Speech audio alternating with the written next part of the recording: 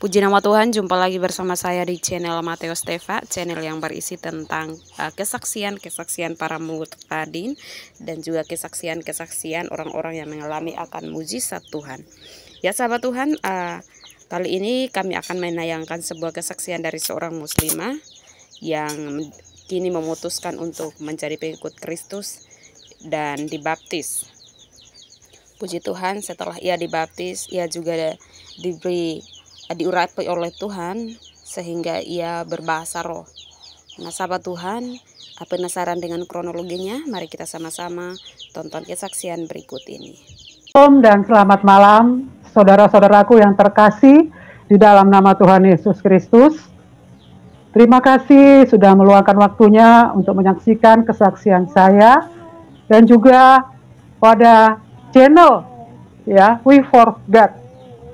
Channel ini memang dipilih Tuhan terkait pada apa yang menjadi latar belakang saya bersaksi. Ya. Nah, sebelum saya lebih lanjut menceritakan kronologisnya kesaksian saya, mulai dari awal sampai klimaksnya, endingnya yang penuh sukacita, saya akan mengawalinya dengan latar belakang atau alasan mengapa saya bersaksi. Nah, pada tahun 2009 saya mengalami sakit penyakit, ya, dan mendapatkan kesembuhan ilahi. Pada saat itu saya mendengarkan suara pesan Tuhan. Pesan Tuhan itu adalah kamu harus bersaksi kepada suku-suku dan bangsa-bangsa. Nah, pada saat itu pemahaman di pikiran saya itu pada kata bangsa-bangsa. Selama ini kalau bersaksi pada bangsa-bangsa itu dihubungkan dengan kita berkunjung ke negara-negara gitu ya, negara Asia, Australia, Eropa, Timur Tengah, misalnya ke Arab sana, ke Irak, ke Iran. Nah, kalau suku-suku itu kan sudah saya bersaksi. Ya, suku dari Batak, ya, marga suami saya dan saya sudah. Nah, pada saat ini karena ada kata bangsa-bangsa ini, ya syarat manusia tak mungkin lah ya. Kalau bersaksi itu pada bangsa-bangsa itu ya penginjil terkenal, artis yang bertobat, gitu kan. Nah, saya jadi dalam hal ini karena arahnya ke sana, jadi saya nggak cerita pada suami saya, pada teman-teman, hanya cerita satu orang teman saya, penginjil, Ibu Diana namanya. Saya ceritakan kepada dia mengenai pesan Tuhan ini. Pesan Tuhan, saya disuruh bersaksi pada suku-suku dan bangsa-bangsa. Saya katakan pada teman saya ini. Ya, dia juga meresponi, ya, dan tiada mustahil. Nah, inilah ya yang dimaksudkan ternyata melalui channel We For God ini. Nah, saya juga kalau mengenai YouTube itu saya tidak terlalu ketepatan sekali buka YouTube channelnya Pak Yusuf Monobolu ini. Channelnya itu kalau yang Pak Yusuf PS Yusuf Monobolu itu Senin sampai Sabtu para murtadin. Nah, kalau channel We For God itu setiap hari Minggu khusus yang Kristen. Ya. Nah, itu alasan saya. Ya, saya bersaksi. Segalanya untuk nama Tuhan dipermuliakan, untuk kerajaannya. Nah, baiklah saudara-saudaraku, saya akan menceritakan riwayat dari keluarga saya. Saya sudah berkeluarga dan saya anak ke-6 dari 11 bersaudara. Lumayan banyak, keluarga besar. Ya. Nah, kami tinggal di kampung, tepatnya itu daerah perkebunan Kabupaten Deli Serdang. Pendidikan saya SD, SMP di kampung. Orang tua sudah almarhum. Ayah kami dipanggil Tuhan pada tahun 1999 dan mama kami tercinta tahun ini yaitu bulan Januari. Dan kami tinggal daerah perkebunan, mayoritas lingkungannya suku Jawa. Nah, pendidikan saya melanjutkan ke SLTA, yaitu Sekolah Pendidikan Guru. Tepatan abang saya menyatakan harus melanjutkan pendidikan guru. Nah, sebelum lebih lanjut saudaraku mengenai apa yang saya ceritakan, kebaikan-kebaikan Tuhan, tuntunan Tuhan semasa saya kecil, semasa saya sekolah pendidikan guru ya, dan selanjutnya, sebenarnya sebagai klimaksnya itu adalah yang luar biasa. Selain dari alasan saya mengapa saya bersaksi, hal yang luar biasa itu terjadi, ya, mengenai hal-hal yang supranatural, mengenai yang mengapa COVID ini terjadi. Saya mendapatkan penglihatan, saya mendoakan ada yang kesurupan, saya mendoakan yang gangguan jiwa, luar biasa. Beberapa penglihatan saya mengalami yang luar biasa. Untuk itu saudara-saudara ya, bersabar untuk klimaksnya nanti, ya, mengenai kesaksian saya yang luar biasa Tuhan nyatakan. Nah, apa kebaikan Tuhan ketika saya masuki pendidikan sekolah pendidikan guru? Nah, sebelumnya saya memang kami diajarkan ya oleh orang tua kami rajin beribadah minggu dan agama Kristen ya, tidak seperti tidak terlalu fanatik ya, hanya sebagai identitas di KTP ya. Namun demikian kami rajin ke gereja setiap ibadah minggu. Nah, saya waktu SMP itu ya rajin mendengarkan lagu-lagu rohani. Apalagi kakak saya kalau datang dari Jakarta pulang ke kampung membawa kaset khotbah ya. Saya sambil rutinitas di rumah itu saya putar lagu-lagu rohani menggunakan kaset. Kadang sudah selesai diputar, habis ulangi lagi. Kakak saya juga membawa kaset khotbah, saya dengar rekaman. Waktu itu saya ingat khotbahnya Pak Yakub Nahuai, ya, itu masih SMP. Nah, SPG saya melanjutkan tidak di kampung, saya di Medan, ikut dengan kakak saya yang nomor 3. Pada saat itu kami tinggal kontrak rumah kecil kami kontrak. Kakak saya belum berkeluarga. Nah, saya pun sekolah ya, waktu itu menggunakan catur bulan. Belajar hasil prestasi belajar saya biasa-biasa saja. Nah, dari sinilah saya dituntun Tuhan. Ya, pada saat itu kakak saya tidak mengarahkan saya, menyuruh saya untuk membaca Alkitab, tapi sepertinya saya itu disuruh untuk membaca Alkitab. Itu saya lakukan ketika saya pada kelas 1 semester 2. Saya lakukan itu. Baca Alkitab, mau belajar baca Alkitab. Ya memang harus seperti itu ya saudara-saudara ya. Karena dalam 1 Timotius 4 itu menyatakan bertekunlah dalam membaca kitab-kitab suci dan membangun dan mengajar. Kita memang harus seperti itu. Ya, saya mau belajar tuh membaca Alkitab. Bangun pagi baca Alkitab, belajar lagi. Ya. Sepertinya ada yang menyuruh saya. Dan hal ini terinspirasi. Saya suruh anak-anak saya sekarang itu, ayo baca Alkitab. Karena ada yang saya temukan dari hasil membaca Alkitab itu yang saya lakukan itu kan hal yang ilahi. Firman Tuhan juga katakan, jeripayah dalam Tuhan itu apapun itu tidak sia-sia. Ya, apapun itu pasti mendatangkan hal yang luar biasa, mendatangkan kebaikan. Jadi memang harus kita membaca Alkitab, baca kitab suci, doa tiap hari kalau mau. Nah, lanjutkan saudara-saudara.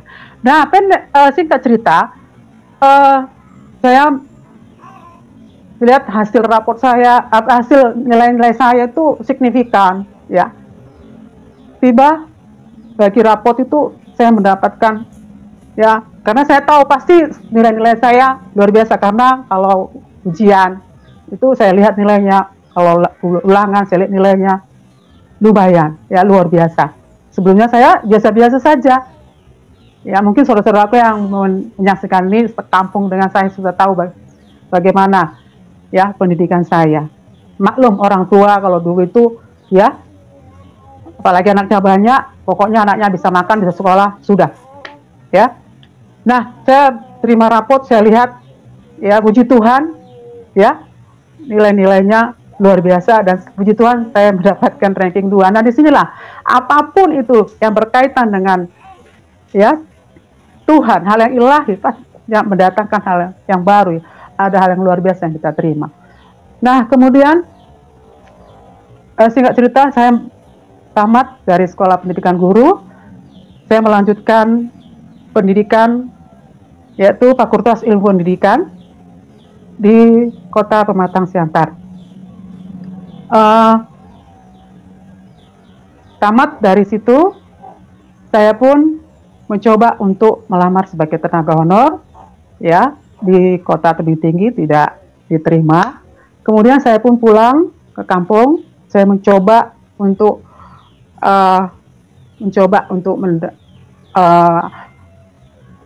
menuangkan ilmu saya, ya, dan puji Tuhan saya mendapatkan yaitu waktu untuk mengajar. Nah, itu saya mengajar mulai tahun 1990 sampai 1994 di kampung. Ini saya singkat-singkat saja ceritakan ya saudara-saudara ya. Nah, pada saat saya mengajar, ya, hanya 2 hari diberikan waktu mengajar, hari selebihnya di rumah. Jadi kegiatan saya lakukan karena orang tua saya itu sebagai pedagang, ya, yang selain dari yang dua hari itu saya membantu orang tua untuk berjualan.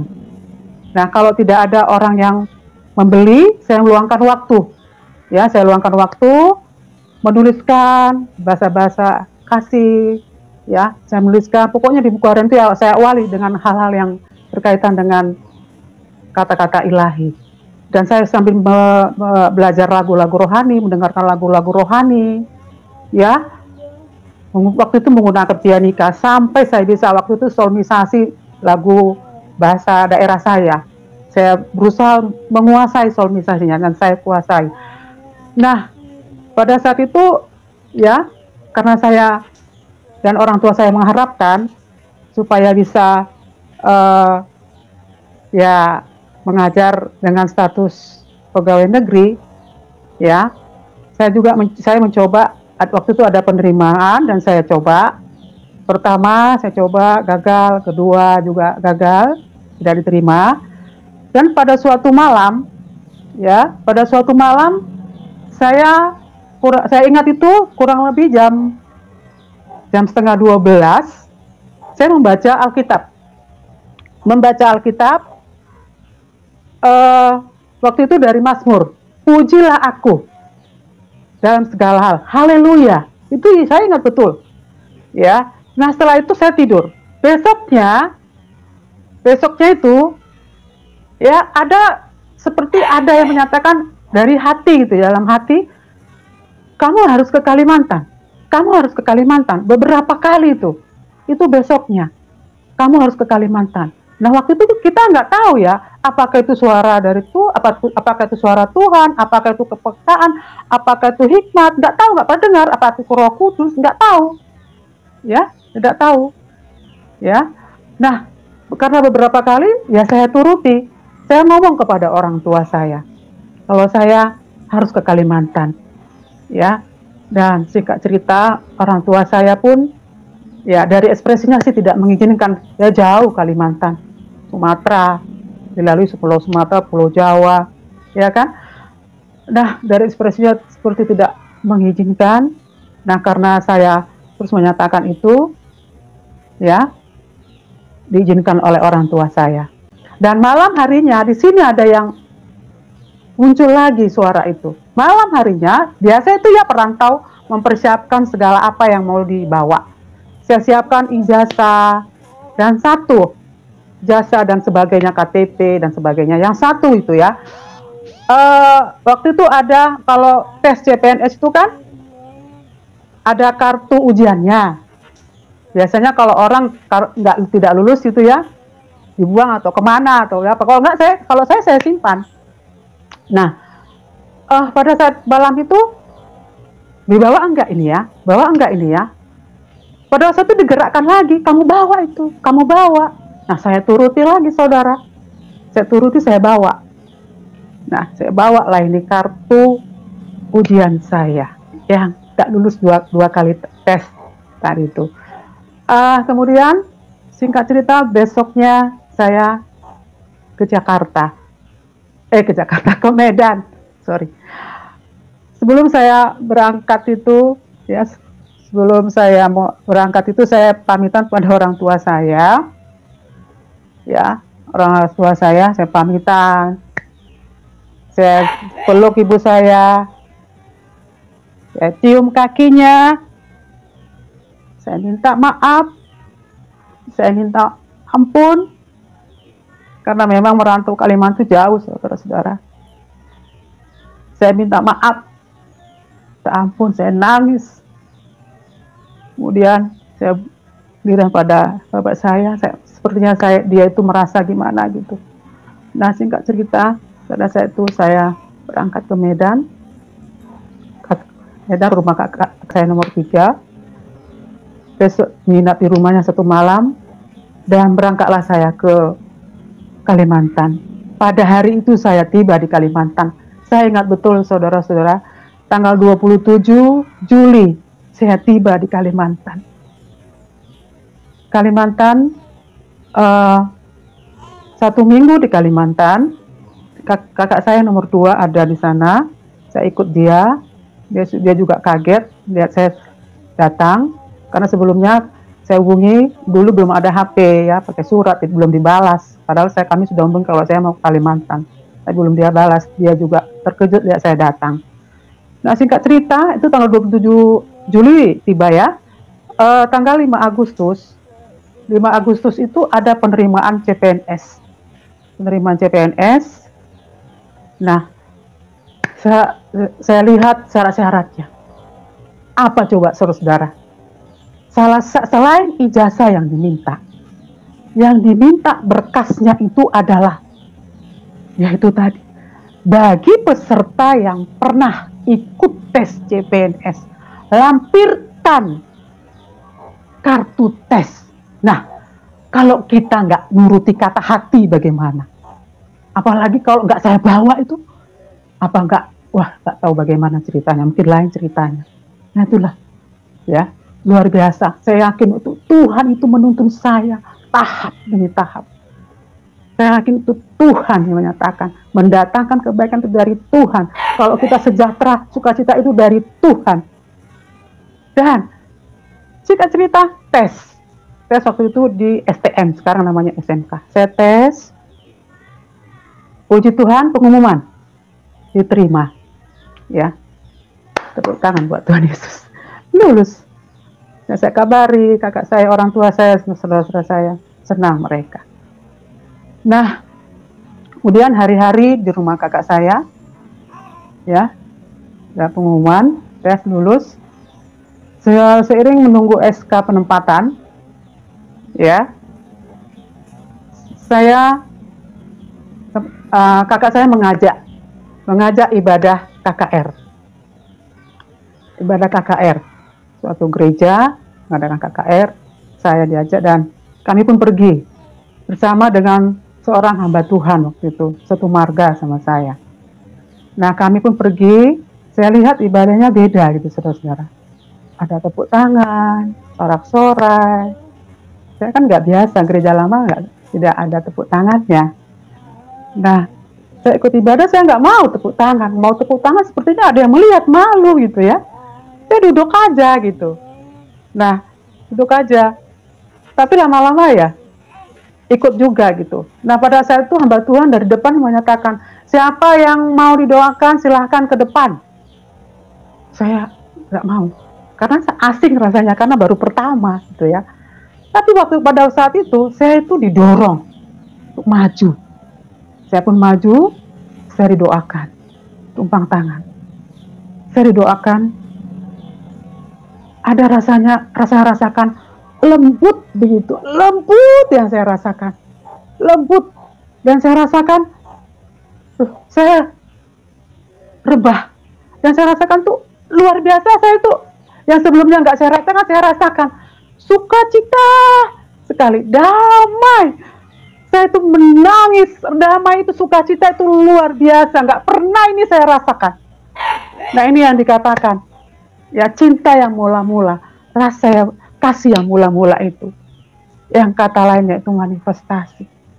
Ini saya mau nangis nih saudara, saya rasakan saya sukacita banget, sukacita. Dan pada saat itu saya rasakan hari-hari begitu, hari-hari selanjutnya saya tuh kok pengen lagi loh, pengen lagi ibadah itu, pengen lagi. Jadi rasa rindu, haus, pengen, maunya cepat hari Minggu, maunya cepat hari Minggu. Itu yang dikatakan kasih yang mula-mula, cinta yang mula-mula. Ya, dan pada saat itu, ya, saya merasakan itu, ya, di sisi ibadah di situ, ya, ibadah juga di gereja lama ada waktu itu ya, sama dengan gereja yang waktu saya tinggal di kampung. Gereja di rumah kakak itu ada beberapa gereja sana di beberapa tempat, ya. Saya beribadah dan saya berdoa pada saat itu, Tuhan, tentukanlah tempat saya beribadah untuk memuji menyembah-Mu. Saya mau bertumbuh Tuhan untuk satu tempat bersekutu. Saya berdoa. Saya tidak mau jemaat jalan-jalan yang tidak baik. Saya berdoa, Tuhan berikan hikmat waktu itu. Ternyata Tuhan berikan hikmat gereja pada saat saya ya ikuti KKR itu. Dan saya beribadah, ketepatan waktu itu hamba Tuhan yang bawa kami KKR, ya, mengetahui saya merasakan suatu manifestasi gitu ya, kasih mula-mula itu. Saya pun dilayani, didoakan, dan dua orang yang melayani saya didoakan, sampai nginap di rumahnya, di follow up ya. Dan hamba Tuhan ini menyatakan, kamu mau dipakai Tuhan. Nah, waktu itu ya saya hanya serahkan kepada Tuhan. Kamu mau dipakai Tuhan. Dan kemudian saya ditawari baptis selam. Nah, tawari baptis selam, saya pun menetap berjemaat di gereja tersebut. Ya, baptis selam. Nah, waktu itu baptis selam waktunya ya sudah ditentukan, ibadah kedua. Saya datang ibadah pertama ya, bagaimana ya saudara-saudara ya kalau kita merasakan kasih yang mula-mula itu, rasa damai itu, rindu itu, saya ikuti ibadah pertama. Ya, baptis selamnya itu ibadah kedua. Nah, singkat cerita, selesai ibadah kedua, saya dibawa ke kolam renang.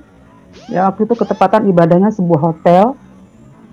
Nah, dibaptis oleh hamba Tuhan, 2 orang. Nah, saya dibaptis, setelah dibaptis dan diangkat oleh hamba Tuhan ini, saya kok ada keluar dari mulut saya itu bahasa-bahasa baru. Gitu bahasa baru. Nah, itu dikatakan bahasa roh. Jadi saya mendapatkan karunia bahasa roh itu sewaktu baptis selam.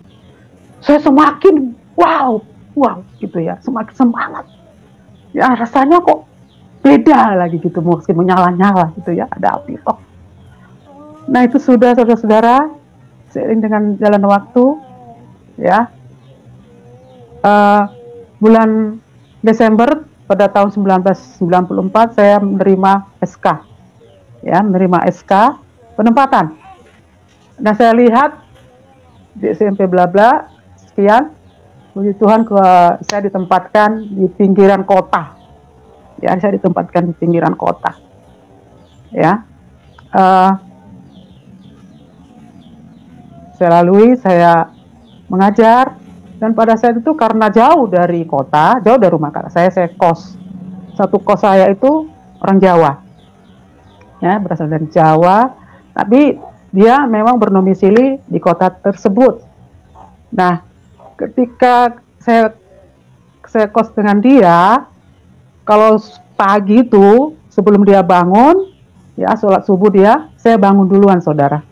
Saya bernyanyi, saya baca Alkitab. Ya, namanya juga baru mendapatkan kasih yang mula-mula itu ya menyala-nyala lah. Ya, rasanya pengen selalu terus dan terus. Dan waktu itu ya dapat lagi berkat luar biasa itu saudara-saudara. Ya, itulah kebaikan Tuhan itu luar biasa. Betapa baiknya Dia. Baru berapa bulan masih status CPNS, baru beberapa bulan mengajar, saya dipanggil oleh kepala sekolah. Saya terima SK mutasi. Nah, SK mutasi di sebuah SMP unggul di kota tersebut, unggulan, ya.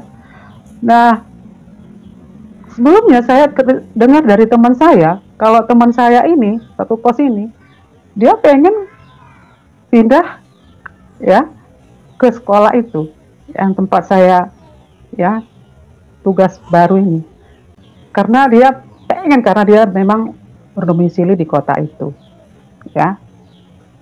Nah, mengapa saya bisa menerima berkat itu?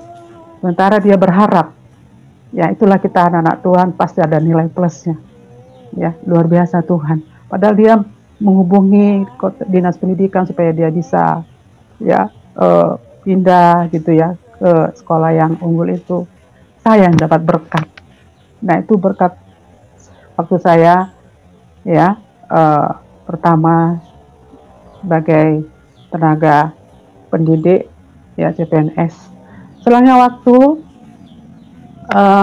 pada tahun 1995, ya, status saya berubah menjadi PNS, jadi PNS full. Nah, pada waktu itu, ya, saya dikenalkan beberapa pemuda, diandalkan Tuhan lagi, saya berdoa, ya, pemuda Batak, saya berdoa kepada Tuhan, ya, saya minta pendamping hidup saya selamanya. Ya, malam saya berdoa kurang lebih hampir jam 12:30 itu, saya berdoa, dan malamnya bermimpi, ya, mimpi saya satu perahu dengan salah seorang pemuda yang dikenalkan dengan saya. Ya, airnya itu bening, jernih gitu. Ada sukacita, senang gitu ya. Kalau kami baru kenalan gitu ya sama pemuda ini. Saya ceritakan, ya, ceritakan dengan kakak saya. Nah, itu jodoh kamu, itu dia katakan. Dan kami pun berteman, ya, tepatan, ya, nyambung gitu ya. Singkat cerita, kenalannya itu 1995, 1996 kami melangsungkan pernikahan, ya, pada saat itu bulan Desember. Nah, singkat cerita, tanggal 1998, ya, lahir anak kami yang nomor 1. Kemudian nomor itu jaraknya dekat ya dengan yang nomor 2. Nomor 2 lahir tahun 1999. Nah, pada saat itu suami ditawari tugas di luar kota, ya, tugas tidak di Kalimantan, salah satu pulau di NTB. Nah, kemudian tawari tugas pindah, dia pun bekerja, terima, ya, kerja.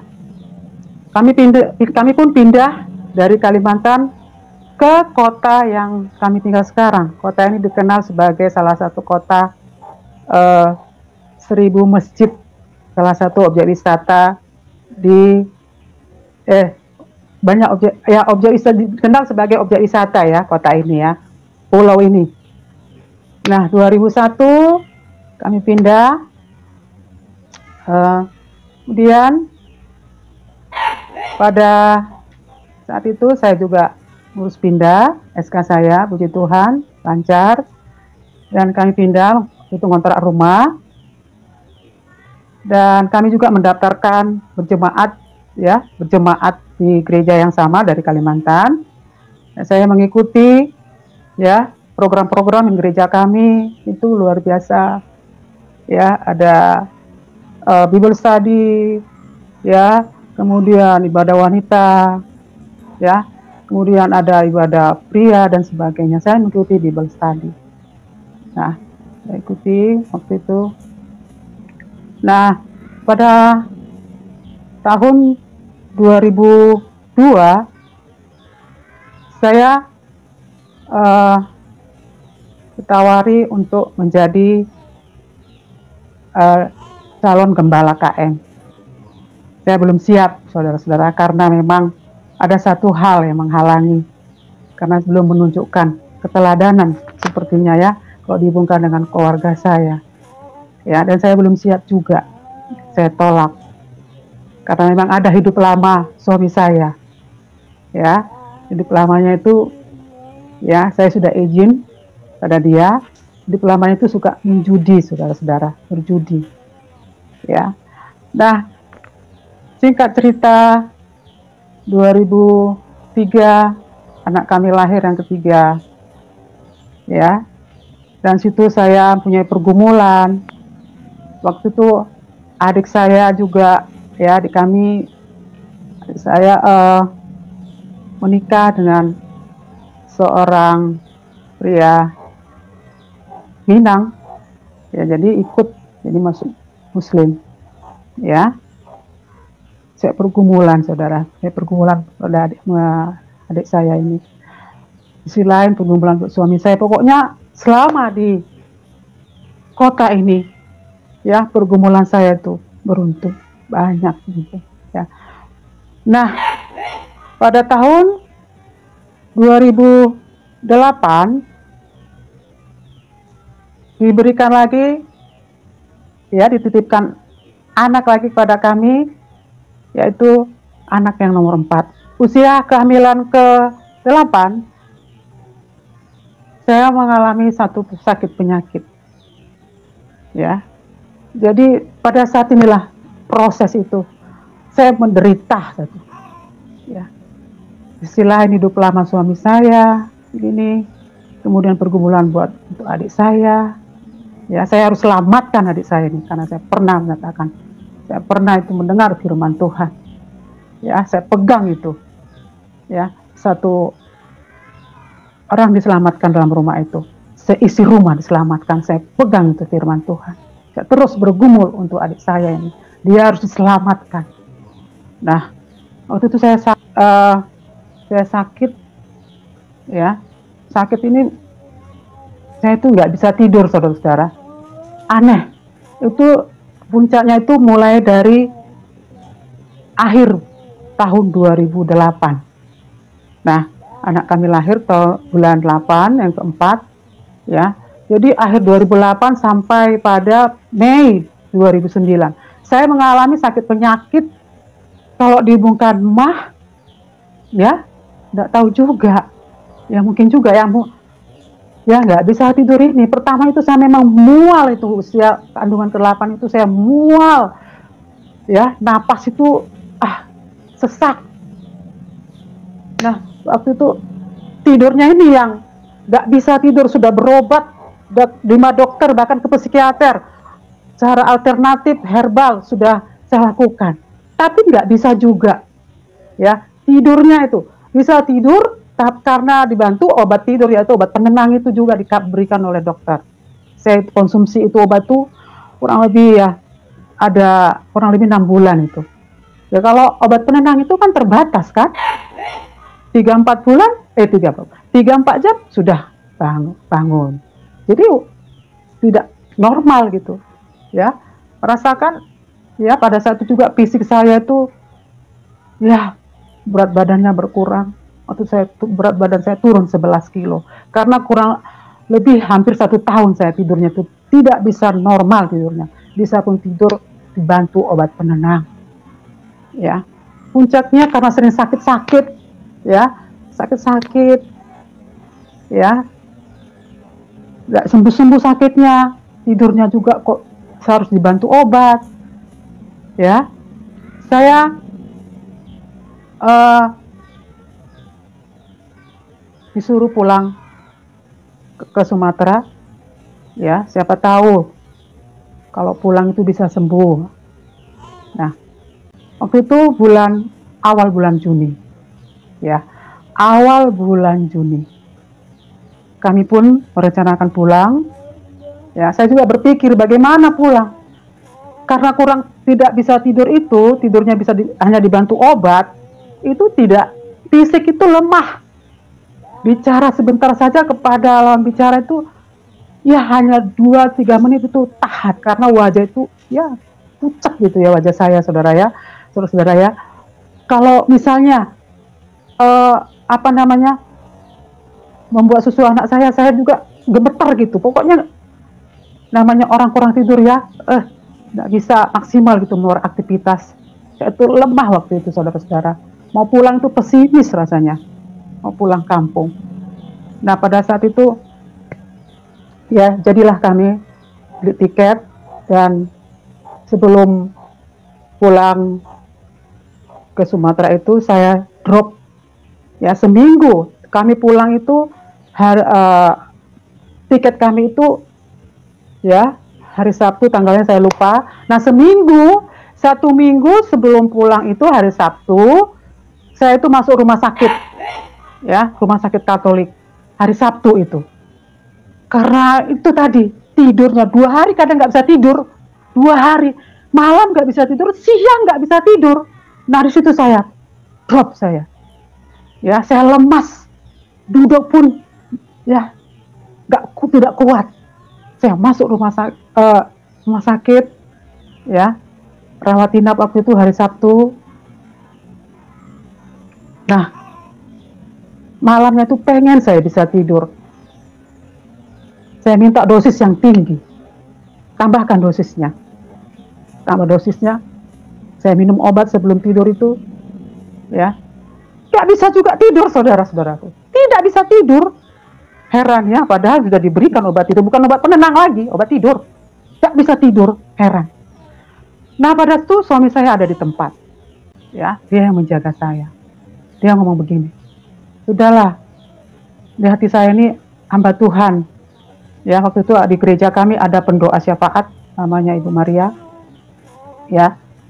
Nah suami saya pun menghubungi pendoa ini, dan singkat cerita besoknya pada hari Minggu ya, Minggu malam itu datang hamba Tuhan ini, Bu Maria ini datang mendoakan saya ya, dan doakan di kening saya ini diberikan diolesi minyak urapan.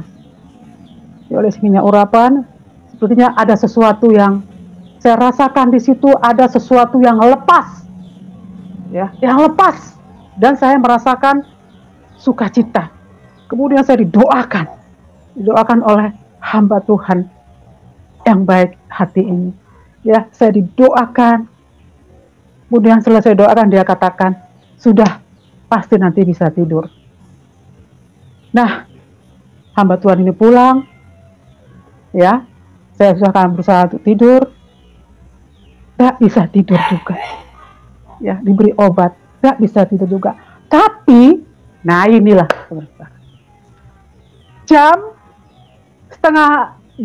kurang lebih jam setengah satu malam tiba-tiba kok saya itu ngorok. Padahal sebelumnya gak pernah ngorok, saya diberi obat tidur biasa saja nggak bisa ya, yang tidur pada umumnya itu nggak bisa. Ini ngoroknya itu kok ya, ngorok tapi saya dengar perawat itu ya bicara, saya dengar gitu. Itu kurang lebih jam setengah satu malam, ngorok tapi kok bisa dengar ya, tapi mata saya terpejam tapi ngorok begitu. Ngoroknya suaranya tuh besar sekali ya. Kalau ada festival ngorok mungkin saya juara 1 ya.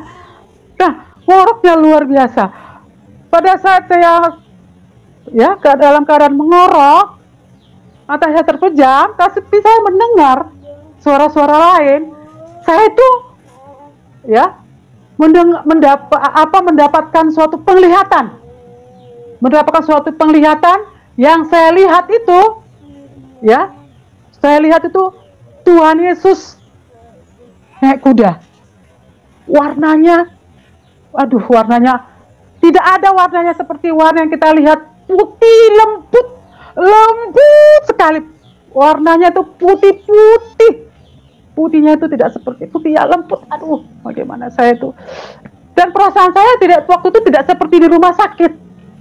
perasaan saya seperti ya di Taman Firdaus gitu, banyak apa namanya itu ya taman-taman yang indah dan air gitu, airnya banyak air, pokoknya perasaan saya beda, saya tenang, saya senang, apalagi lihat Tuhan Yesus saya sukacita, pokoknya saya rasakan luar biasa pada saat itu, wow gitu.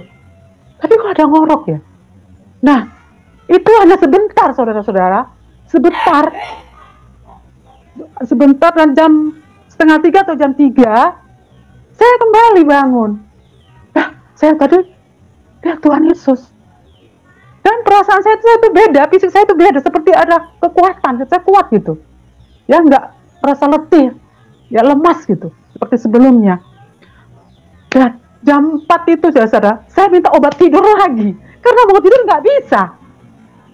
Ya diberi oleh perawat obat tidur, nggak bisa tidur juga. Nah itu hari Minggu ya kan, hari Senin pagi datang dokternya, mungkin dilihat wajah saya lain, ya lain wajah saya, mungkin agak seger gitu, karena sebelumnya dilihat lebih pucat, gitu ya, lain. Saya ceritakan pengalaman saya yang melihat ya Tuhan Yesus naik kuda. Mungkin dia bertanya-tanya juga, kok lain wajahnya, udah sehat. Saya tadi malam tidur ngorok Pak Dokter. Saya melihat, saya ceritakan apa yang saya lihat. Oh Ibu, ketemu dengan Tuhannya Ibu ya? Iya Pak Dokter. Kalau gitu Ibu pulang, besok Ibu pulang. Kok pulang, saya kan belum bisa tidur. Ya, apa disuruh pulang gitu dalam hati sih ya. Nah, sudah itu saudara-saudaraku, ya, pulang hari Selasa.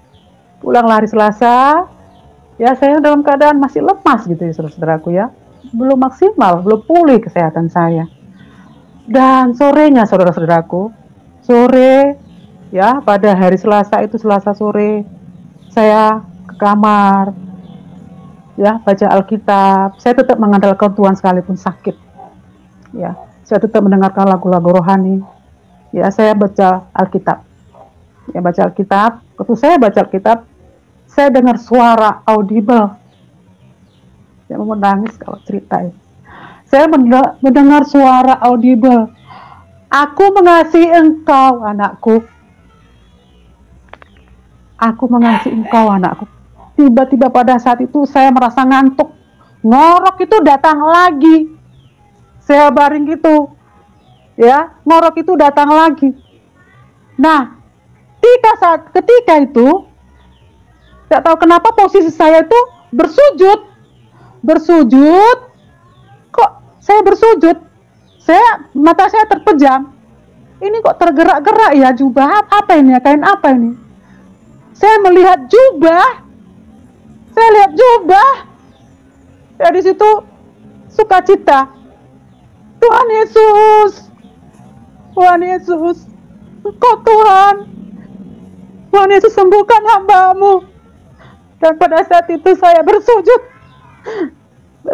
saudara, bergerak-gerak jubahnya, tapi saya nggak lihat ke atas.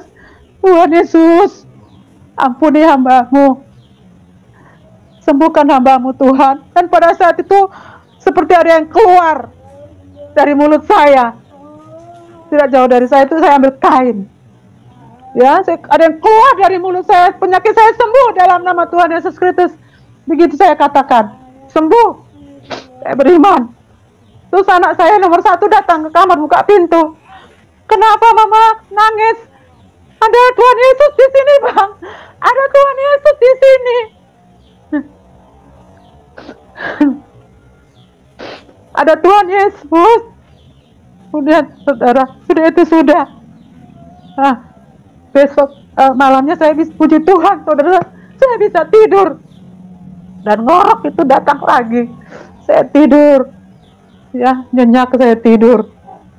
Dan besoknya itu saudara-saudara, ya, saya bisa beraktivitas. Biasanya saya nggak pernah ya mengerjakan apa yang dikerjakan oleh para wanita memasak. Saya nggak pernah berdiri sebentar aja, saya ya cepat lelah karena nggak bisa tidur. Tapi pada saat itu saya bisa Itu suami saya heran, saya hidangkan ya ada waktu itu pagi hari sarapan, heran dia lihat saya, bisa saya ya membuat sarapan, ya saya layani suami saya. Kemudian saya di ruang keluarga baring-baring, ngorok itu datang lagi, saudara-saudara, datang lagi ngorok itu, ya datang lagi ngorok itu. Ada suara, saudara-saudaraku, melalui telinga saya, suara itu audible. Apa yang dikatakan Tuhan? Inilah saudara-saudara, ya, yang dikatakan Tuhan. Aku tidak lama lagi akan datang kali kedua. Itu yang dikatakan. Nah sekarang kita harus berjaga-jaga, harus waspada, harus benar-benar berbalik. Sudah dekat, ya. Ini menjelang akhir jam. Tidak lama lagi datang kali kedua, ya. Dan ada lagi suara itu, anakmu yang nomor 1 matematikanya luar biasa, anakmu yang nomor 2 akan menjadi taruna, anakmu yang nomor 3 akan bekerja di bagian penerangan. Tapi yang nomor 4 tidak disebut, saudara. Itu tanggung jawab saya. Itu. Ini tidak fiktif, dan ini terbukti apa yang dikatakan, ya Tuhan pada saat itu dengan suara audible melalui telinga saya. Terbukti anak saya itu, ya kelas 6, ya 2010 dia kelas 6, ya kelas 1 sampai kelas 5 tidak pernah dapat juara. Kelas 6 dia dapat ranking 1 dan nilai NIM-nya tertinggi, dan matematikanya 9,50. SMP terbukti lagi, matematikanya 9,75. Unnya bener. SMA, ya SMA dia tamat tahun 2016. Itu anak saya yang pertama itu. Tahu nggak berapa, saudara? Nilainya sempurna. Tangan buat Tuhan Yesus yang luar biasa. Jadi Tuhan Yesus kita itu ajaib. Tuhan Yesus kita itu hidup. Apa yang dikatakan terbukti real. Ya, sungguh dia luar biasa, ajaib, nyata. Saya tidak berbohong, saya tidak mengada-ada, tidak fiktif, saya tidak berbohong. Benar, saudara. Ya, mungkin karena nilai yang sempurna anak saya yang nomor 1 ini, ya waktu itu puji Tuhan dia SMA, ya kami diberi hadiah yang tidak pernah dilihat oleh mata, yang tak pernah didengar oleh telinga. Tuhan sediakan semua itu bagi yang mengasihi. Itu di luar. Anak kami waktu itu SMA ya, diterima dia, ya terima jalur undangan ITB, dan ikatan dinas juga diterima. Nah kami berhikmat, dia memilih yang ikatan dinas, itu STAN, ya. Nah itulah yang luar biasa. Dan itu terbukti, saudara-saudara. Kalau yang saya katakan untuk anak yang nomor 2, nomor 3, nanti dia masih kuliah, dan yang 1 masih SMA. Ya. Makanya saya katakan kepada anak-anak tetap setia dan taat. Saya ngomong begitu, tetap jaga hati. Ya. Nah itu waktu saya tidur ngorok mendengarkan suara, dan terbukti itu, saudara-saudara, ya, terbukti. Nah besoknya itu tidur ngorok datang lagi, ya. Tidur ngorok datang lagi. Saya mendapatkan penglihatan. Saya kalau udah tidur ngorok senang, saudara-saudara, ya. Mendapatkan penglihatan Tuhan Yesus duduk di banyak di air gitu, batu, pegang tongkat. Saya dapat penglihatan lagi. Aduh, Tuhan Yesus. I love you, Tuhan Yesus. Ya. Nah, kemudian selanjutnya, ya, ada lagi yang luar biasa. Suatu malam, ya, nggak tahu kenapa tubuh saya ini 2. Tubuh saya ini 2, ya, 2 tubuh saya. Kok 2 ya tubuh saya ya? Saya yakin kalau itu roh saya. Dan suami saya kalau tidur itu ngorok. Ngoroknya itu, ya saya posisi di situ tidur gitu ya. Baru tidur kurang lebih jam 11 waktu itu. Kami udah tidur. Ya, suara ngorok suami saya itu berubah menjadi suara puji-pujian kaum bapak. Dan ada lagi suara yang luar biasa, ini langsung dengar suara saya itu, ya, dengar suara. Suara itu seperti saya ngomong begini suara itu, tapi suara itu bergetar tidak seperti suara kita yang manusia ini. Yang suara yang Anda dengar. Apa suara itu? Suara itu bergetar. Akulah jalan kebenaran dan hidup. Akulah jalan kebenaran dan hidup. Itu yang saya dengar, suara itu. Beda kalau dari telinga itu tadi.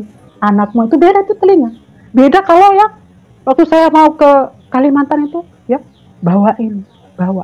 Itu dari kata hati. Nah ini suara saudara-saudara. Akulah jalan kebenaran dan hidup. Ya, nah itu saya luar biasa. Tuhan nyatakan lagi. Saya suka cita. Ya, makanya kalau saya memuji nyembah, kita memuji nyembah itu ucapkan itu. Akulah jalan Engkaulah jalan kebenaran dan hidup Tuhan.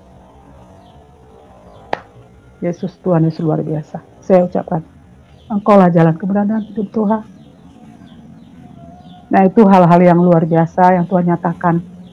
Ya, itu sekitar tahun 2000. Nah, hari selanjutnya, ya saudara-saudara, saya tibalah hari Sabtu, ya, seperti saya katakan tadi, kami pulang ke Medan, ya, pulang ke Medan. Ada acara, terus cerita acara silaturahmi, ya, secara silaturahmi, lepas rindu, ya. Waktu itu acaranya di Samosir, di rumah mertua saya, kampung halaman suami saya, ya, itu acaranya sampai malam, ya. Kalau orang yang namanya perantau sekali-sekali datang, itu kan biasa ya kumpul selesai acara itu, selesai acara biasalah kan malam-malam itu ya nyanyi, ya bernyanyi. Waktu itu memang acara silaturahmi kami ada musiknya saudara-saudara, ya, seperti band gitu, ya, seperti ya musiknya lengkap itu di halaman rumah. Nah pada saat itu saya ngomong sama suami saya, ya, saya ngomong sama suami saya malam-malam itu, sudahlah, nggak usah bernyanyi lagi, stop itu kalian bernyanyi. Saya ini ada yang Tuhan ngomong kalau kalian tuh nggak usah bernyanyi, nggak usah lanjutkan lagi itu nyanyi, sudah stop. Suami saya komplain waktu itu, dan ipar saya juga merasa gimana gitu lihat saya sekali-sekali ngumpul, ya, Inang ini, memanggil Inang ya bahasa Bataknya, ya, Inang ini tidak apa-apalah sekali-sekali ngumpul ya bernyanyi, ya, nggak, pokoknya kalian stop yang bernyanyi itu. Sampai saya waktu itu perut saya ini seperti gembong mual gitu saudara, ya. Gelas stop yang bernyanyi itu. Nah diturutilah apa yang saya katakan. Saya yakin itu dari Tuhan, ya. Ternyata apa yang terjadi saudara? Yang terjadi, ya, waktu itu hujan deras, ya, petir bersaut-sautan. Nah kalau misalnya saya nggak ngomong, ya, gimana jadinya? Ya, itulah kalau kita memang ada suatu hal yang disampaikan kepada kita, kita turuti, yakin kalau itu hal yang kita rasakan sukacita, damai itu dari Tuhan. Nah suami saya terdiam waktu itu, ya, ternyata benar apa yang saya katakan, ya. Dan kami pun berapa hari selanjutnya kami mau pulang, ya, mau pulang ke kota kami, ya.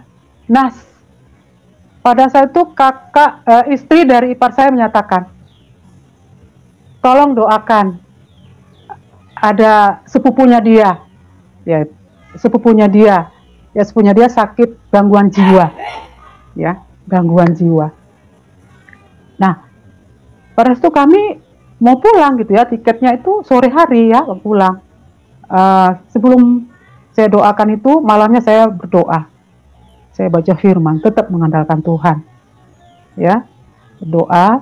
Dan besoknya pagi kami datangi ini yang mau kami doakan. Waktu itu suami saya bawa gitar, ya, kami datangi, dan dia duduk di ruang tamu, ya, melihat kami dia benci, tidak suka, ya.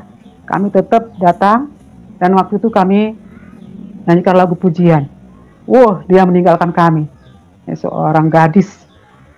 Menurut ceritanya dia suka yang ngomong sendiri, dia suka berdiam ya, di kamar, mengurung diri gitu ya.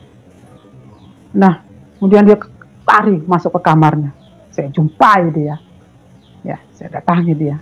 Ini belum pernah saya mendoakan yang sakit gangguan jiwa ya, saudara ya. Nah, saya di situ saya rasakan dibimbing Tuhan yang melalui kuasa Roh Kudusnya. Dia ceritakan kalau dia punya masalah, diceritakan. Dan waktu itu saya sharing, kemudian berdoa. Nggak tahu kenapa dia menangis mengeluarkan air mata. Dia menangis dan menangis, tiba-tiba kok dia keluar dari kamarnya, dia peluk orang tuanya. Dia peluk orang tuanya. Dan di situ terjadi suatu hal yang luar biasa, pemulihan. Ya. Pemulihan terjadi. Ya, ternyata dia mempunyai akar kepahitan. Ya, kepahitan seorang pria yang ya broken head ya pada dia. Nah, dan juga punya akar kepahitan pada orang tuanya. Dia peluk, saya ngomong waktu dia menangis dan dia peluk, terjadi pemulihan dalam nama Tuhan Yesus Kristus.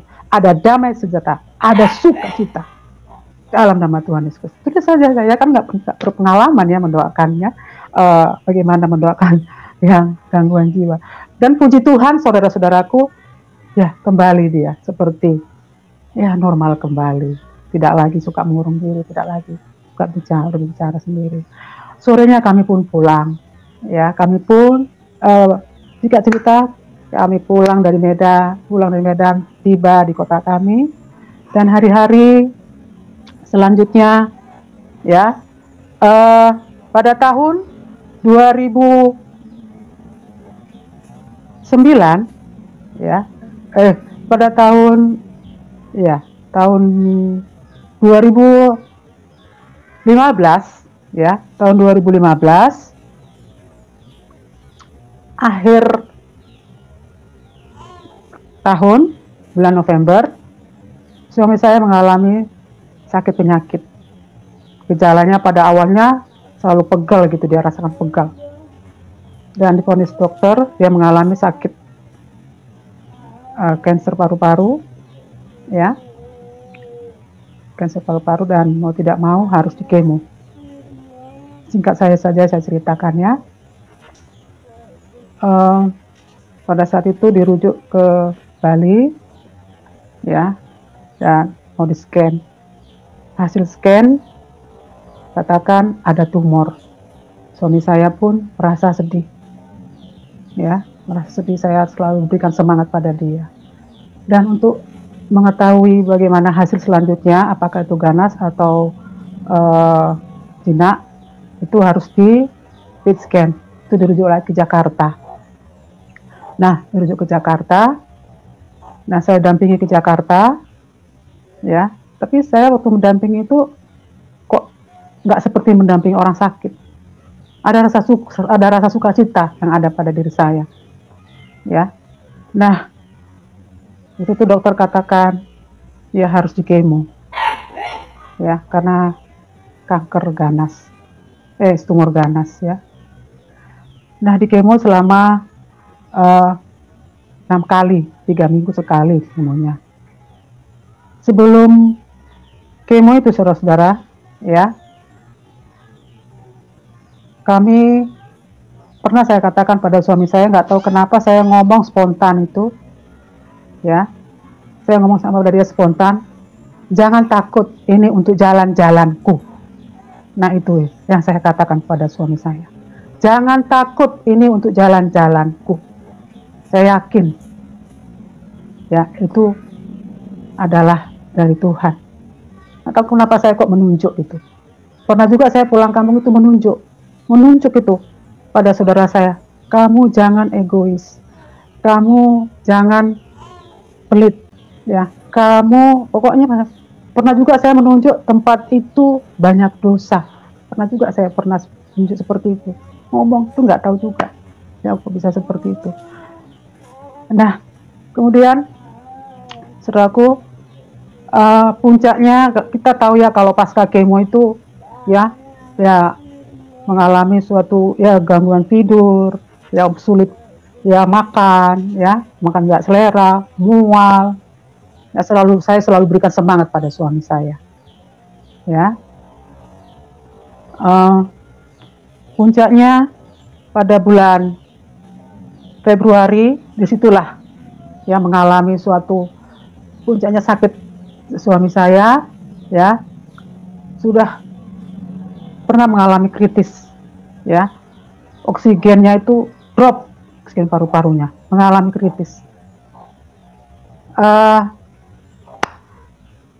Dokter pada saat itu ya menyatakan ya harus disedot, dan pada saat ketepatan ada dokter pengganti, ya disedot. Pada saat itu ya keluarlah cairan lumayan, saudara, cairannya itu hampir 1,5 ya 1,5 liter itu kalau nggak salah itu cairannya. Dan singkat cerita ya, karena lama menunggu suami saya ini sakit, ya kurang lebih 3 minggu waktu itu sakit ya, di rumah sakit ya, 3 minggu di rumah sakit. Lama sekali saya minta kepada Tuhan, Tuhan pakai hambamu untuk mendoakan pasien. Itu saya katakan, padahal suami saya belum sembuh, ya saya minta kepada Tuhan, dan Tuhan nyatakan itu. Bisanya saya bertemu dengan seorang ibu yang tidak pernah ketemu waktu itu, ketemu di lift. Hari pertama sepertinya saya nggak kenal, hari kedua saya tanya, ibu sepertinya saya kenal, kan ibu waktu itu. Memang waktu itu kami ketemu di UGD, ya ketemu di UGD, ya ketemu di UGD. Anaknya itu kecelakaan tunggal, parah. Saya ngomong waktu itu spontan juga, saudara-saudara, tidak apa-apa ibu, anaknya pasti sehat. Ya, dia kaget mendengarnya. Ya, dan pada itu ketemu, saya tanya, kamar rawat inapnya di mana bu? Di nomor sekian. Ternyata ruang rawat inap itu kami berhadapan-hadapan, ya berhadapan-hadapan.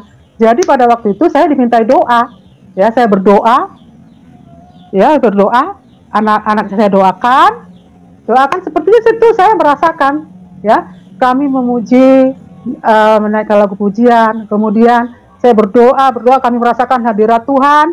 Tangan saya ini tahu kenapa menyentuh bagian-bagian mulai dari kepala, saya pegang itu, ya saya rasakan hadirat Tuhan pada saat itu, ya saya merasakan hadirat Tuhan. Maaf saudara, saya merasakan hadirat Tuhan, dan ibunya juga menangis pada saat itu, dan terjadi luar biasa, ya. Dan pada saat itu sudah kami doakan, sudah saya doakan, ya. Singkat cerita, kami dengar sudah pulang dari rumah sakit, ya pulang dari rumah sakit.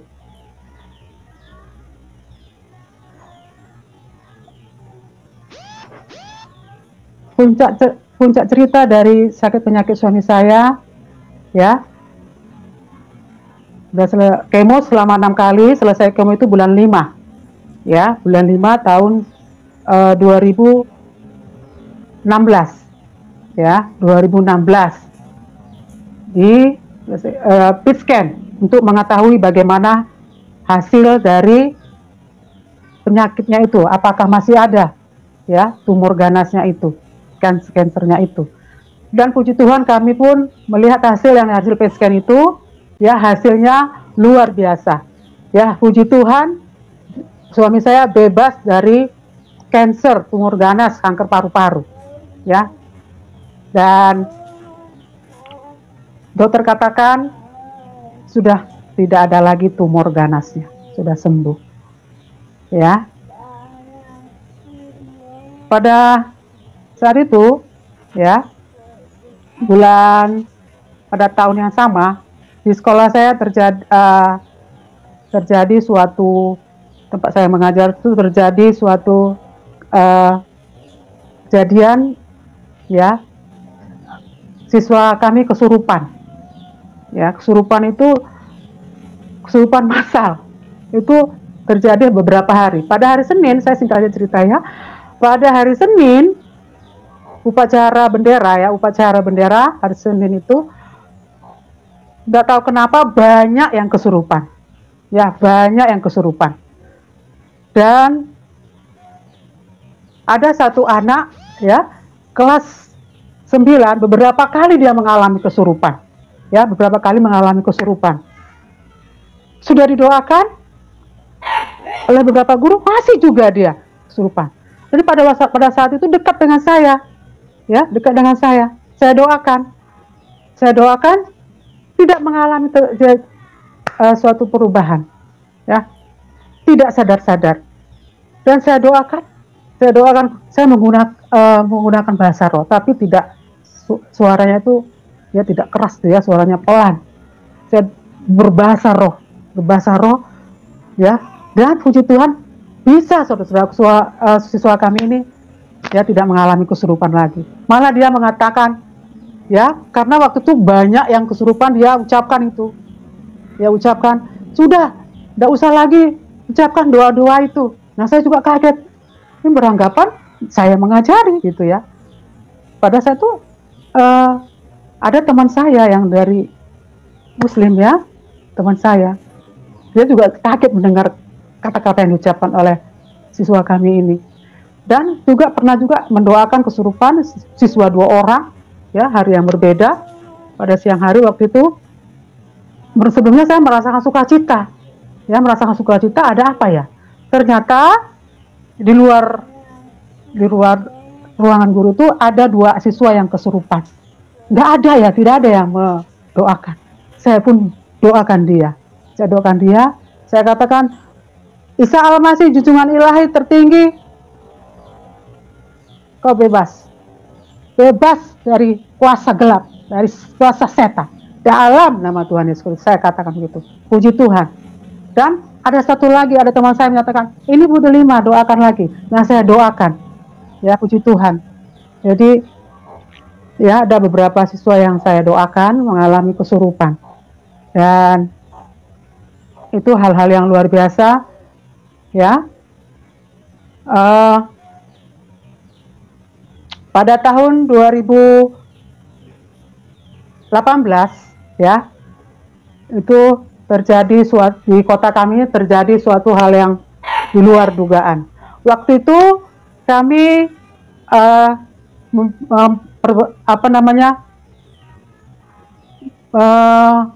merehab rumah, bagian ruang makan dan menambah kamar, ya, dan kamar tidur dan kamar mandi. Waktu itu suami saya mengajak anak-anak beli pintu kamar mandi. Saya sudah berpesan jangan pergi ke Fun City. Ini Fun City ini salah satu hiburan ya di mall. Ya, hiburan permainan anak-anak, bukan hiburan, permainan anak-anak. Anak saya diajak. Sudah saya pesankan itu. Dan sudah saya pesankan itu jangan pergi ke Fun City. Nah, ternyata ya apa yang terjadi? Sorenya ya di daerah kami ini, di pulau kami terjadi gempa besar. Ya, pada saat itu gempa besar 7,0. Ya, terjadi gempa besar. Wah. Suami belum pulang, anak-anak belum pulang. Ya. Lama kemudian suami dan anak-anak pulang. Mengapa kalian lama pulang? Ini gempa tadi di mana? Suami saya diam. Ya. Suami saya diam. Terus anak saya ngomong, kami diajak bapak ke Fun City. Nah, kan sudah saya pesankan, jangan pergi ke Fun City. Ya, saya itu bukan mau, ya, bukan mau menguasai, bukan. Saya itu pokoknya apa yang saya ada dalam hati saya katakan. Tidak tahu kenapa beberapa kali saya itu ya merasakan kata hati itu. Jangan pergi ke mall, jangan pergi ke Fun City, jangan pergi. Cerita bagaimana mereka itu lari itu ya, bergempa besar, ya, dan itu beruntun terus gempanya, ya, gempa. Nah pada suatu saat tukang ini mengerjakan kamar mandi dan bata sudah naik. ya sudah naik batanya. Malamnya itu terjadi gempa besar. Gempa besarnya itu 6,7 itu gempa darat. Nah, wah, itu ya kami takut ya. Dan malam itu juga saya lihat karena bata baru naik membuat kamar mandi, ya masih basah. Puji Tuhan kok tidak roboh gitu. Padahal kita lihat ya, dengar itu kalau gempa seperti itu kan dampaknya luar biasa, rumah yang roboh, segala itu luar biasa, saudara-saudaraku. Ya, dan anehnya, ya gempa besar yang pertama itu, ya kami itu nggak tidur di luar. Kalau tetangga-tetangga sudah tidur di luar, kami tidur di kamar, nyenyak gitu. Tidur di kamar itu bisa nyenyak dan nyenyak tidur.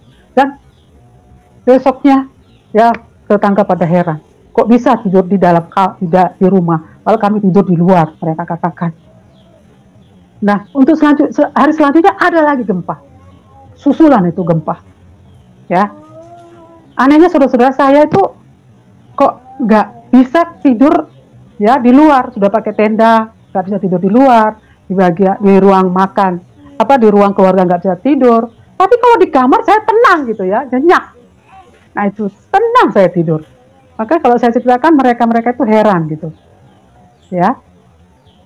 Dan itu terjadi pada tahun 2018. Jadi rumah ya kami puji Tuhan tidak mengalami satu kejadian yang tidak diharapkan, ya.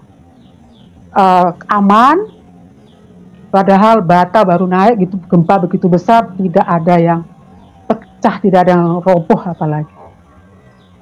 Dan singkat cerita, pada tahun, nah inilah saudara-saudaraku, 2019, pada akhir tahun 2019, saya mengalami tiba-tiba saya mengalami suatu rasa penyakit, nggak tahu kenapa, saya itu suka letih, cepat capek, ya, cepat capek. Tidak tahu kenapa, kalau capek itu memang saya itu diberikan kekuatan dan ngorok itu datang. Pada akhir tahun 2019 itu ngorok itu selalu datang, saudara-saudaraku. Datang ngorok itu. Saya senang kalau datang itu. Ya, puncaknya itu pernah satu malam, kalau saya mengalami ya beraktivitas sebentar, letih, ya merasakan capek gitu dan napasnya sesak gitu, berat bernapas. Ya, berat bernapas. Nggak tahu kenapa. Ya, saya berpikir positif aja, ada rencana Tuhan yang indah. Ya. Nah, kemudian beberapa kali itu terjadi. Pada saat saya pernah mengalami napas berat, merasakan, aduh nggak tahu bagaimana mau saya ucapkan. Sepertinya mau mati gitu ya. Dan sudah saya bawa UGD saja. Suami saya ngomong sama suami gitu. Tapi dalam hati ini ya, saya ngomong sama suami, udahlah, gak usah bawa UGD. Padahal waktu itu sudah siapkan tuh baju, mau disiapkan, semua perlengkapan sudah disiapkan. Saya ngomong sama suami saya, ya coba doakan saya. Ya, doakan sama suami saya, doakan. Saya merasakan sentuhan. Dan suara itu saya dengar ketika suami saya berdoa, mengapa engkau takut anakku? Nah itu maka ya memang saya takut saudara-saudara, karena kalau saya merasakan itu berat, napas saya berat sekali, ya sepertinya ya seperti mau mati rasanya. Dan pada bulan Februari kemarin ini itu kambuh lagi, padahal saya sudah berobat juga ke dokter sampai pergi berobat ke dokter jantung, dokter pencernaan juga bagian dalam jantung itu bagus, di USG, di rekam juga bagus, tidak ada gangguan jantung ya. Dan sampai waktu itu anak saya nomor 1 menyarankan supaya berobat ke Jakarta, dan juga dokter menyatakan tidak ada apa-apa ya. Nah puncaknya bulan Februari tahun ya kemarin ini itu kambuh lagi dan sepertinya berat sekali. Aduh, nggak tahu kenapa. Dokter menyatakan tidak ada gangguan jantung, pencernaan juga, ya. Nah, anak saya waktu masih libur yang nomor 1, ya libur kuliah. Saya minta doa karena napas ini berat, ya, sesak, ya. Saya minta doa, tolong doakan mama. Gak mau mama ke UGD, saya ngomong begitu. Nah, saya didoakan, sampai komplain anak saya ini, mama ini seperti mau mati saja, mau minta doa-doa. Kemarin doa, ini lagi doa. Tapi hati saya tergerak, hati mama itu tergerak, kamu harus berdoa untuk mama, untuk saya. Nah, anak saya ini berdoa, ya, berdoa, dan doanya itu kami doa di ruang makan. Doanya itu lumayan panjang. Saya berdoa, ya, berdoa. Kok saya dapat penglihatan? Berdoa dapat penglihatan. Apa yang saya lihat? Saya dapat penglihatan, itu bulan 2 ya. Dapat penglihatan Tuhan Yesus itu sedih. Tapi saya merasakan kasihnya sungguh dalam sekali. Kasihnya itu luar biasa. Yang kasihnya ini, ya, kasihnya luar biasa. Ya, tunduk begitu. Ya, tunduk begitu. Tapi saya merasakan kasihnya itu, pada saya sampai menangis, saudara-saudaraku, menangis. Ya, sampai duduk gitu saya menangis. Kasihnya tak terselami, luar biasa dalam kasihnya. Ya, itu makanya kasihnya itu. Ya, saya kalau ingat itu, saudara-saudaraku. Nah, apa yang saya dapat dari itu? Tuhan katakan, ada ya, sekarang ini orang-orang masa bodoh. Sekarang orang-orang acuh tak acuh, cuek. Ya, cuek. Nah, itu bulan 2 tahun ini. Itu yang saya rasakan. Tuhan Yesus itu sedih. Mengapa seperti itu? Ya, berarti ya, kita tahu sekarang itu beraneka ragam terjadi.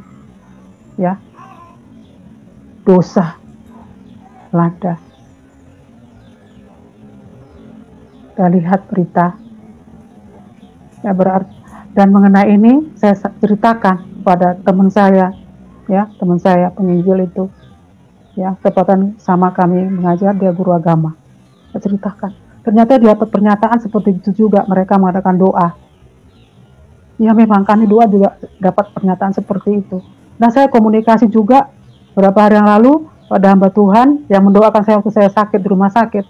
Dia katakan juga seperti itu. Tuhan tuh marah karena dosa itu. Dosa sudah kita ketahui. Ya, seks bebas, LGBT, narkoba, merajalela. Jadi ini Tuhan izinkan datang COVID ini supaya, ya, orang-orang berbalik, orang yang masih bergantung dengan dosa, yang jahat berbalik pada kebenaran. Ya, waktunya bertobat karena kerajaan Allah sudah dekat. Nah, itu yang berkaitan dengan COVID ini. Jadi kita harus betul-betul, ya, menuju arah, ya, perkenanan Tuhan, menuju arah kesempurnaan.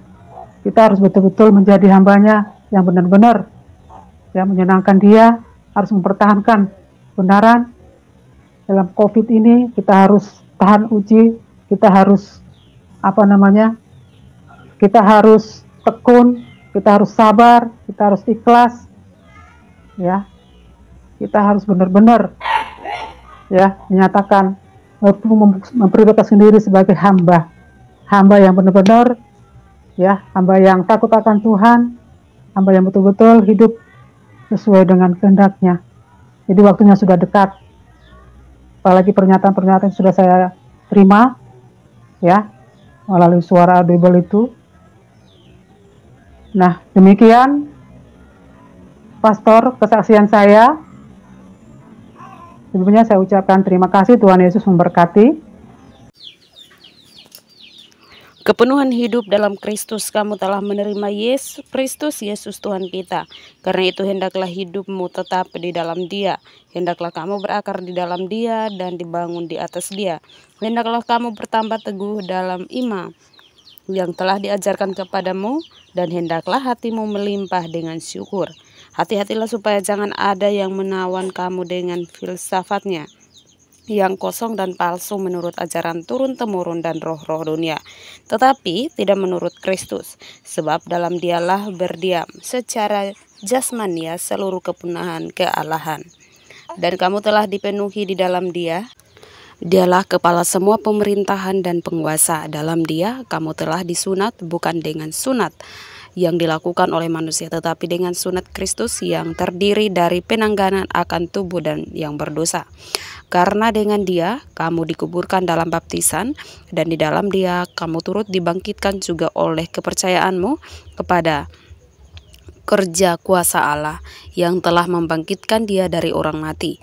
Kamu juga meskipun dahulu mati oleh pelanggaranmu dan oleh karena tidak disunat secara lahiriah, telah dihidupkan Allah bersama-sama dengan Dia sesudah Ia mengampuni segala pelanggaran kita dengan menghapuskan surat hutang yang oleh ketentuan-ketentuan hukum hendak mendakwa dan mengancam kita, dan itu ditiadakannya dengan memakukannya pada kayu salib.